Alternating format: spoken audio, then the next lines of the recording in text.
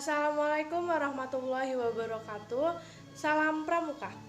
Perkenalkan, nama saya Rania Sabita Ashari dengan NPM 21130240037 dari Prodi Pendidikan Biologi. Di sini saya akan melanjutkan tentang Undang-Undang Kepramukaan, mulai dari pasal 17 sampai dengan pasal 31. Soal 17. 1. Evaluasi dilakukan dalam rangka pengendalian mutu pendidikan kepramukaan sebagai bentuk akuntabilitas penyelenggaraan pendidikan kepramukaan kepada pihak yang berkepentingan. 2.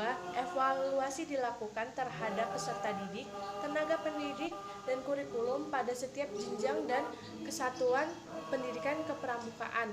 3. Evaluasi terhadap peserta didik dilakukan oleh pembina. 4. Evaluasi terhadap tenaga pendidik dilakukan oleh Pusat Pendidikan dan Pelatihan Nasional yang dibentuk oleh Kuartir Nasional.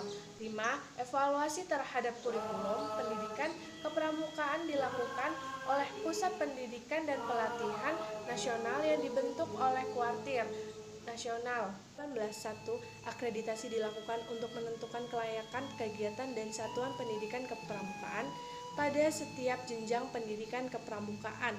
2. Akreditasi dilakukan atas dasar kriteria yang bersifat terbuka dan dilakukan oleh lembaga akreditasi sesuai dengan peraturan perundang-undangan. Pasal 19. 1. Sertifikat berbentuk tanda kecakapan dan sertifikat kompetensi. 2. Tanda kecakapan diberikan kepada peserta didik sebagai pengakuan terhadap kompetensi peserta didik melalui penilaian terhadap perilaku dalam pengamalan nilai serta uji kecakapan umum dan uji kecakapan khusus sesuai dengan jenjang pendidikan kepramukaan. 3. Sertifikat kompetensi bagi tenaga pendidik diberikan oleh Pusat Pendidikan dan Pelatihan Kepramukaan pada tingkat nasional. 20. 1. Gerakan pramuka bersifat mandiri, sukarela, dan non-politis. 2. Satuan organisasi gerakan pramuka terdiri atas gugus depan dan kuartir. Pasal 21. Gugus depan sebagaimana dimaksud dalam pasal 20 ayat 2 huruf A meliputi gugus depan berbaris satuan pendidikan dan gugus depan berbaris komunitas. Pasal 22. 1. Gugus depan berbasis satuan pendidikan sebagaimana dimaksud dalam pasal 21 meliputi gugus depan di lingkungan pendidikan formal. 2. Gugus depan berbasis komunitas sebagaimana dimaksud dalam pasal 21 meliputi gugus depan komunitas kewilayahan, agama, profesi, organisasi kemasyarakatan, dan komunitas lainnya. Pasal 23. Kuartir sebagaimana dimaksud dalam pasal 20 ayat 2 huruf B terdiri atas kuartir ranting dan kuartir cabang, kuartir daerah, dan kuartir nasional. Pasal 24. Gugus depan sebagaimana dimaksud dalam pasal 20 ayat 2 huruf A dibentuk melalui musyawarah anggota pramuka. Pasal 25. 1. Gugus depan sebagaimana dimaksud dalam pasal 25 dapat membentuk kuartir ranting. 2. Kuartir ranting sebagaimana pada ayat 1 dapat membentuk kuartir cabang. Pasal 26. 1. Kuartir cabang sebagaimana dimaksud dalam pasal 25 ayat 2 dapat membentuk kuartir daerah. 2. Kuartir daerah sebagaimana dimaksud pada ayat 1 dapat membentuk kuartir nasional. Pasal 27. 1. Kepengurusan kuartir sebagaimana dimaksud dalam pasal 23 dipilih oleh pengurus organisasi gerakan pramuka yang berada di bawahnya secara demokratis melalui musyawarah kuartir.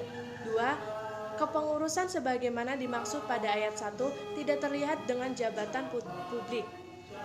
Pasal 28. 1. Kuartir ranting sebagaimana dimaksud dalam pasal 23 huruf A merupakan organisasi gerakan pramuka di kecamatan. 2. Kuartir ranting mempunyai tugas memimpin dan mengendalikan gerakan pramuka dan kegiatan kepramukaan di kecamatan. 3. Kuartir ranting sebagaimana dimaksud ayat 1 dibentuk oleh paling sedikit 5 gugus depan melalui musyawarah ranting.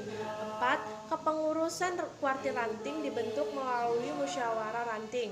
5. Kepemimpinan kuartir ranting bersifat kolektif.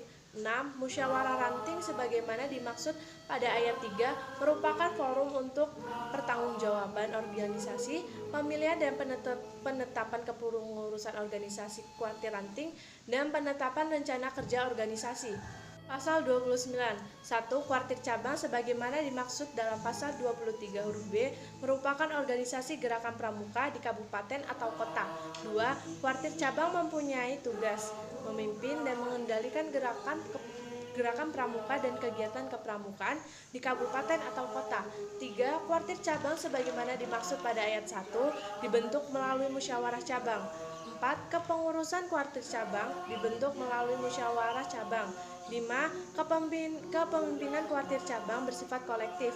6. Musyawarah cabang sebagaimana dimaksud pada ayat 3 merupakan forum untuk pertanggungjawaban organisasi, pemilihan dan penetapan kepengurusan organisasi kuartir cabang, dan penetapan rencana kerja organisasi. Pasal 30. 1. Kuartir daerah sebagaimana dimaksud dalam pasal 23 huruf C merupakan organisasi gerakan pramuka di provinsi.